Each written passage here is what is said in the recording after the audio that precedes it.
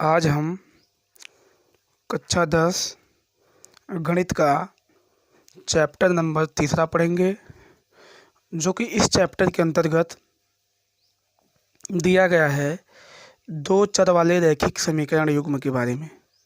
इसके अंतर्गत हम पढ़ेंगे, पहला तो पढ़ेंगे रैखिक समीकरण युग्म, दूसरा पढ़ेंगे रैखिक समीकरण युग्म और हल करने की विधि, जो कि दो प्रकार की विधि होती है। इसमें एक विलोपन विधि होती है, दूसरा होती है वज्र गुणन विधि। तो दोनों विधि के बारे में पढ़ेंगे कि कैसे कैसे दोनों विधि से क्वेश्चन को सॉल्व करते हैं। तो जो कि पहला चैप्टर इसमें दिया है 3.1 का पहला क्वेश्चन दिया है, आप लोगों के सामने है स्क्रीन पर। बताया है कि आफ्ताब अपनी पुत्री से कहता है, 7 वर्ष पूर्व मेरी आयु तुम्हारी आयु की 7 गुनी थी। अब से 3 वर्ष बाद मेरी आयु तुम्हारी आयु की 3 गुनी हो जाएगी। इस स्थिति को बीजगणितीय और ग्राफीय रूपों में व्यक्त कीजिए। तो सबसे पहले इसको हम सॉल्व करेंगे कि क्या कहता है आफ्ताब। सबसे पहले कि आफ्ताब अपनी पुत्री से कहता है कि 7 वर्ष पूर्व मेरी आयु तुम्हारी आयु की 7 गुनी थी। तो यहाँ पे माना जाएगा कि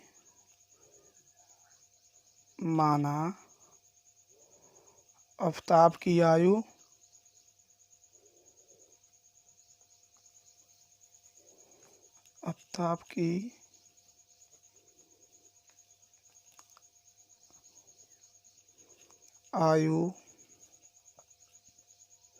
x वर्ष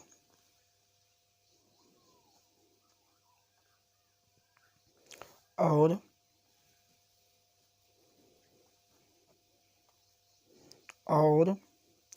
आफ्ताब की पुत्री की आयु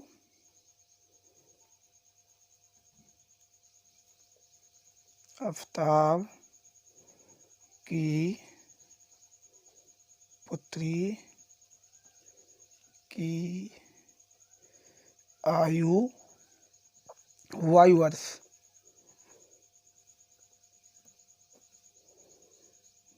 तो प्रश्न के अनुसार क्या हो जाएगा? प्रश्नानुसार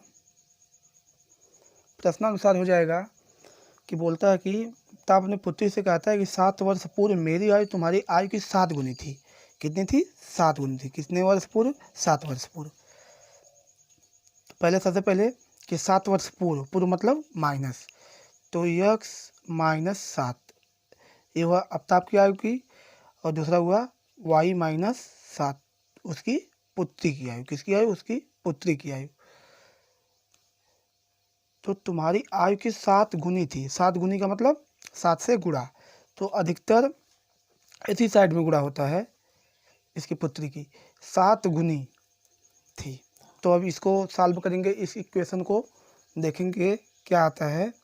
कि सबसे पहले तो हो जाएगा इसी लाइन में करेंगे, x - 7 इज इक्वल, इसका मल्टीप्लाई करेंगे इसमें 7y - 49, यही होगा ना।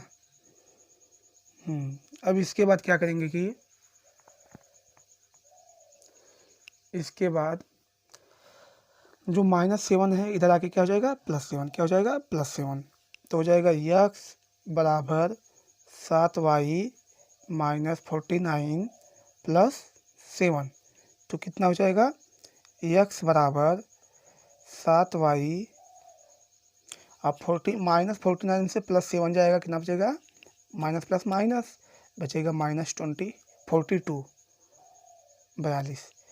तो हमारा पहला इक्वेशन कितना आ गया? 42। इसको इक्वेशन नंबर 1 मानते हैं। अब चूंकि हमको इसको दिखाना है, बीजगणितीय ग्राफीय रूपों में व्यक्त करना है, तो ग्राफीय रूपों में व्यक्त करने के लिए सबसे पहले हम x और y की वैल्यू पुट करेंगे इसमें कि x और y की वैल्यू क्या होती है। तो x एक कॉलम बनाएंगे, y एक बॉक्स बनाएंगे,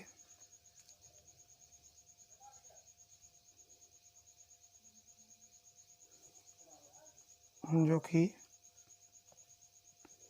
अब इस बॉक्स में y की वैल्यू पुट करेंगे। y का मान जितना रखेंगे उतना x का मान ऑटोमेटिक आ जाएगा। जैसे हमने y बराबर कितना रख दिए, y बराबर 7 रख दिए। हाँ, तो y बराबर अगर 7 रखेंगे तो ये हो जाएगा x बराबर 7 गुणे 7 माइनस 42। तो x बराबर 49 माइनस 42। तो x बराबर 49 में से 42 जाएगा, कितना बचेगा? 12 7 बचेगा। x का मान कितना आएगा? 7। तो हमने क्या देखा कि y बराबर जब 7 हमने पुट किया तो x की वैल्यू कितना आ गई? 7 आ गई। ओके, अब जो है y की वैल्यू कुछ दूसरा पुट रखें, उसके बाद देखते हैं कि x की वैल्यू क्या आती है। तो y बराबर कितना रख दें? अपने मन से जितना चाहिए उतना रख सकते हैं, लेकिन बात यही हो कि ग्राफी रूप में व्यक्त करने के लिए ग्राफ बन जाए। ऐसा नहीं कि 42 रख दें या 0 रख देंगे तो 42 हो जाएगा। तो ग्राफी रूप 42 तक बनाना पड़ेगा हमको, तब समस्या आएगी वहाँ पर। तो थोड़ा कम रखेंगे तो अच्छा रहेगा।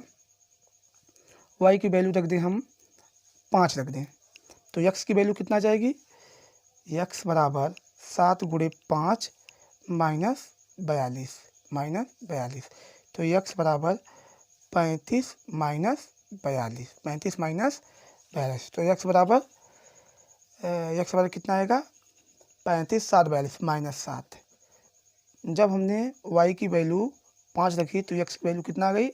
-7। तो ये पहला इक्वेशन के जरिए हमने ये सॉल्व किया।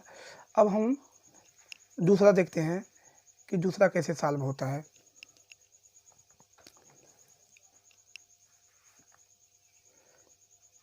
दूसरा देखते हैं कि दूसरा कैसे सॉल्व होता है। अब दूसरा हमसे इसी में दिया है, इसके क्वेश्चन के आगे जाएंगे तो दिया है कि अब 3 वर्ष बाद मेरी आयु तुम्हारी आयु की 3 गुनी हो जाएगी।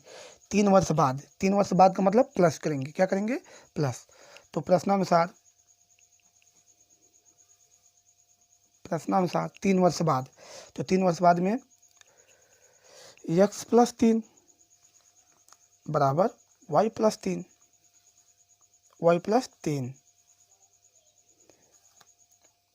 मेरी आयु तुम्हारी आयु की 3 गुनी हो जाएगी। इस स्थिति को आयु की 3 गुनी हो जाएगी। इस स्थिति को बीजगणितीय एवं ग्राफी रूपों में व्यक्त कीजिए। 3 वर्ष बाद 3 गुनी हो जाएगी। एक लाइन में दोनों कर दे रहे हैं। 3 गुनी हो जाएगी तो हो जाएगा x प्लस 3 बराबर 3y प्लस 3 3 जा 9। कितना हो जाएगा? 9। अब इसको इधर सॉल्व करें तो ये हो जाएगा x बराबर 3y प्लस 9 प्लस 3 इधर आएगा -3 हो जाएगा। तो x बराबर 3y ये बचेगा, 9 में से 3 जाएगा 6। इसको कहेंगे इक्वेशन नंबर दूसरा कहेंगे। अब इसके बाद हम क्या करेंगे कि अब इसके बाद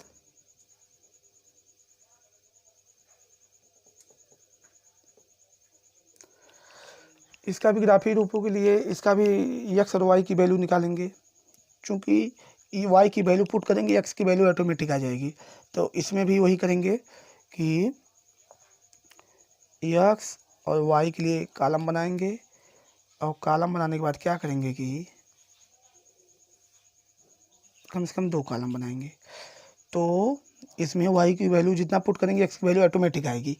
तो मान लीजिए कि y की वैल्यू 0 पुट कर दें तो 3 0 0 प्लस 6, तो कितना आ जाएगा? प्लस 6। y की वैल्यू 0 पे x की वैल्यू 6 आएगी, और y की वैल्यू कितना कर दें? अगर y की वैल्यू 2 करेंगे, 3 दूनी 6 प्लस 6, तो x की वैल्यू 12 आ जाएगी। लेकिन 12 बनाने के लिए हमको ग्राफ में बहुत लंबा खींचना पड़ेगा, तो थोड़ा छोटा ही करें तो अच्छा होगा। अगर हम y की वैल्यू -2 करेंगे, -2, तो x की वैल्यू आ जाएगी 0 आ जाएगी, क्योंकि 3 गुणे -2, 3 दूनी 6 -6 प्लस 6 कैंसिल होकर 0 हो जाएगा, तो -2 कर सकते हैं हम।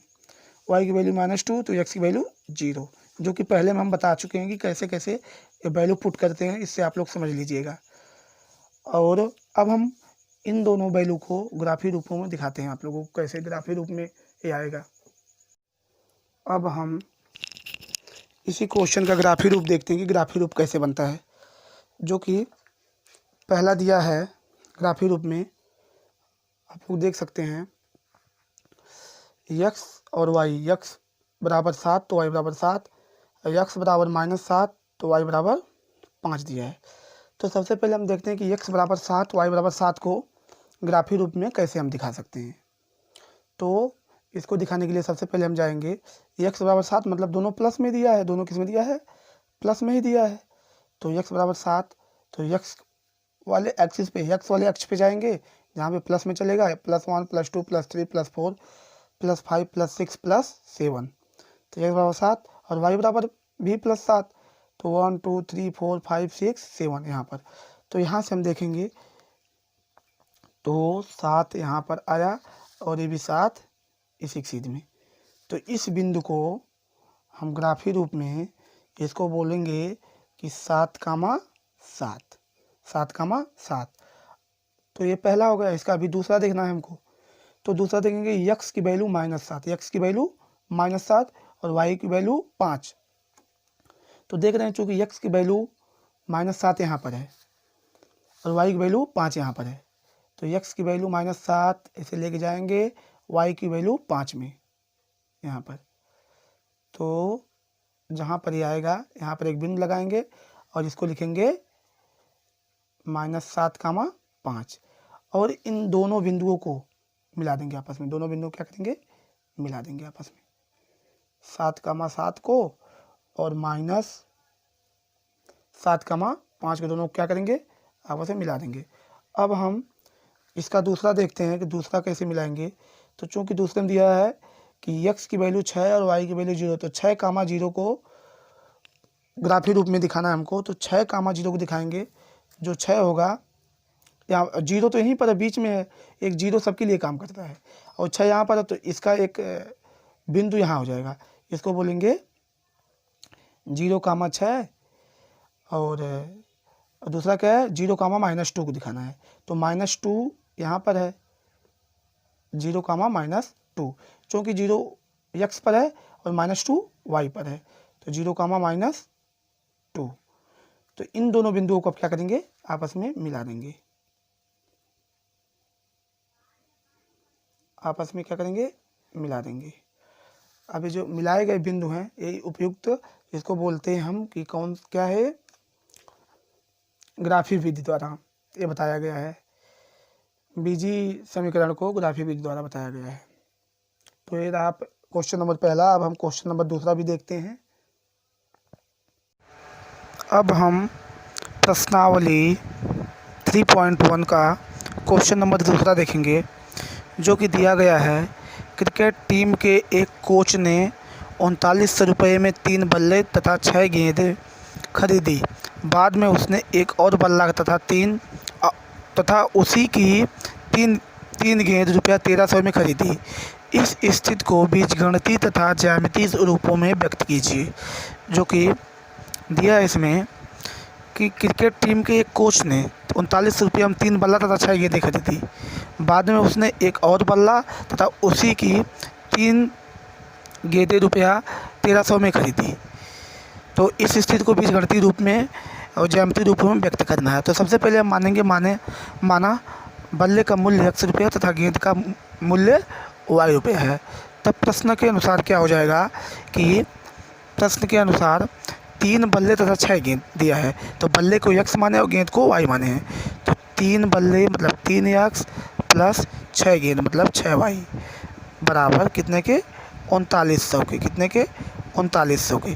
अब इस इक्वेशन को हम सॉल्व करेंगे, उसके बाद देखते हैं क्या होता है।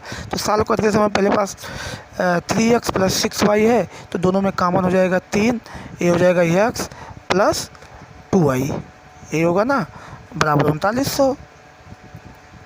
अब आगे देखेंगे, जो 3 मल्टीप्लाई में है इधर आके डिवाइड बाई हो जाएगा, तो हो जाएगा x plus 2y is equal 3900/3। इसको कैंसिल करेंगे, बराबर बचेगा कितना 1300, 13×3 = 3900। तो ये हो जाएगा x प्लस 2y बराबर कितना 1300, 1300। x प्लस 2y बराबर कितना 1300। अब इसको सॉल्व जब करेंगे तो हो जाएगा x बराबर 2y प्लस में इधर आके माइनस में हो जाएगा, x बराबर 1300 माइनस 2y, 1300 माइनस 2y। अब हम क्या करेंगे, अब बीजगणितीय रूप में हमको दिखाना है, तो इसको एक बीजगणितीय टाइप का बनाएंगे, इसको x और y के रूप का बनाएंगे। तो पहले एक रेखा खींचते हैं हम। इसके पहले वाले क्वेश्चन में बताए थे हम ना, पहले वाले क्वेश्चन में जो 3.1 का पहला क्वेश्चन था उसमें समझाए थे, उसी तरह इसको भी लगाना है। x और y मान लिया जाए इसमें, तो इसमें वैल्यू पुट करनी होगी। वैल्यू कौन से पुट करनी होगी कि y के स्थान पे कोई वैल्यू रखेंगे, x की वैल्यू ऑटोमेटिक आ जाएगी। ओके, तो y के स्थान पे अगर हम क्या रखें, वैसे भी वैल्यू बहुत बड़ी है, तो y के स्थान पर कुछ ऐसा रखें कि वैल्यू कम आ जाए।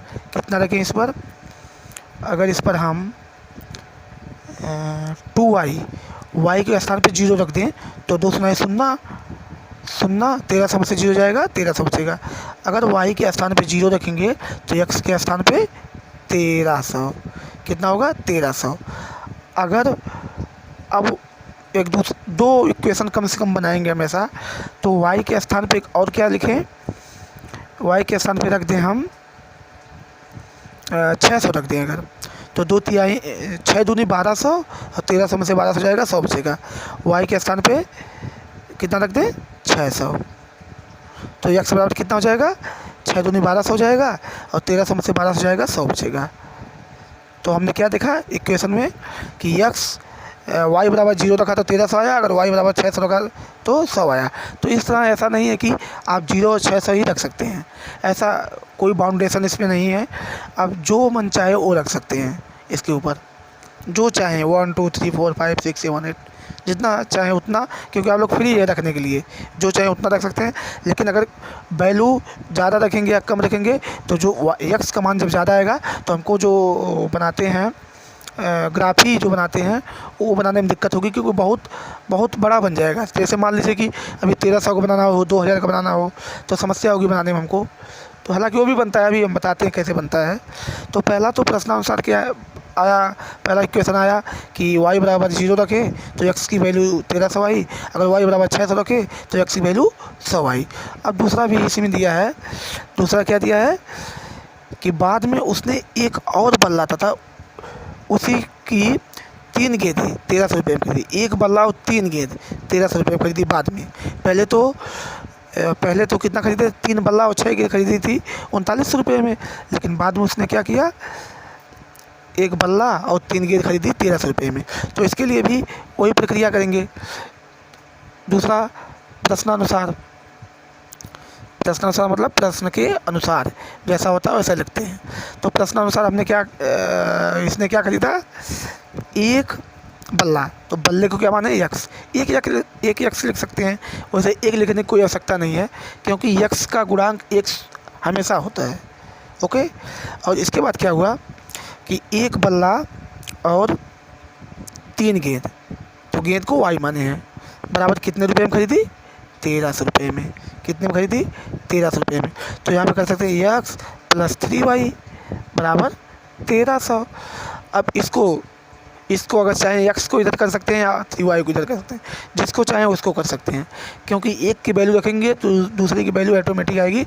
जैसे इसको हमने लगाया तो यहाँ पर क्या किया, x बराबर प्लस 3y है, इधर करेंगे माइनस 3y हो जाएगा, तो 1300 माइनस 3y। अब कितना होगा, ये इक्वेशन हमारा हो गया, क्या हो गया समीकरण। अब इसमें x और y की वैल्यू को रखेंगे इस तरह बना के।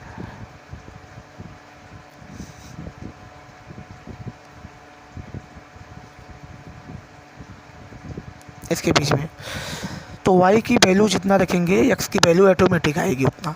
तो यहाँ पर y की वैल्यू कितना रख दें, अगर y की वैल्यू यहाँ पर भी 0 रख दें, क्योंकि छोटा बनाना हमको। तो 3 9 0 हो जाएगा, 1300 में से 0 हो जाएगा, 1300 हो जाएगा। तो y की वैल्यू 0 रखेंगे तो x की वैल्यू 1300। अगर इसकी वैल्यू रख दें 3y की वैल्यू, y की वैल्यू इसमें रखें, दूसरे में रख दें 400। तो 4 3 1200, 1300 में से 1200 जाएगा, 100 बचेगा। ओके, अब हम इसको ग्राफी रूप में दिखाते हैं कि ग्राफी रूप में कैसे होता है। अब इसको हम ग्राफी रूप में जब देखते हैं, ग्राफी रूप में जब व्यक्त करते हैं, तो जो कि हमको 2 इक्वेशन प्राप्त हुई है। एक x बराबर 1300 तो y बराबर 0, और x बराबर 100 तो y बराबर 600।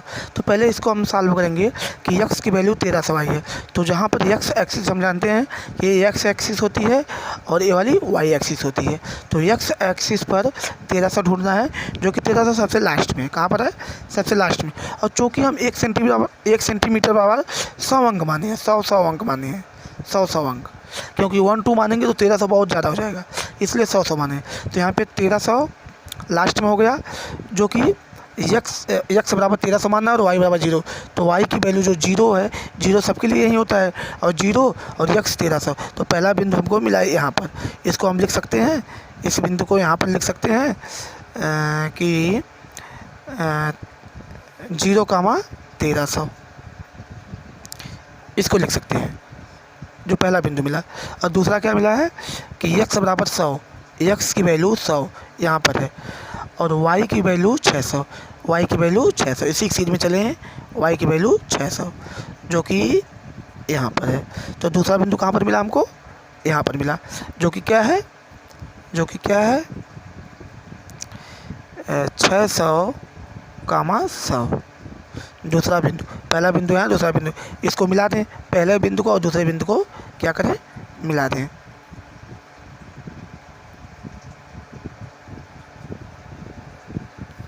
तो ये तो पहला हो गया, ग्राफी रूप में हमने दिखा दिया।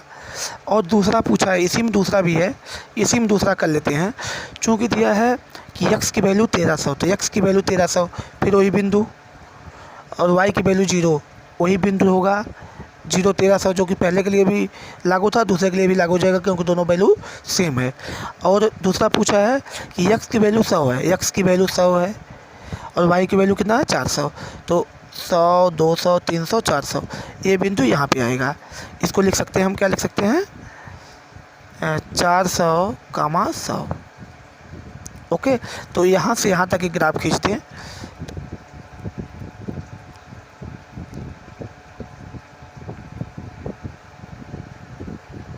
अब उपयुक्त क्वेश्चन हमारा हो गया, जो है, जो कि ग्राफी रूप में हमने व्यक्त किया, बीजगणितीय रूप में हमने इसको व्यक्त किया है। अब हम चलते हैं क्वेश्चन नंबर कौन सा हो गया, ये दूसरा हो गया। अब हम चलते हैं क्वेश्चन नंबर तीसरे पर, जो कि देखते हैं कि क्या है क्वेश्चन नंबर तीसरा।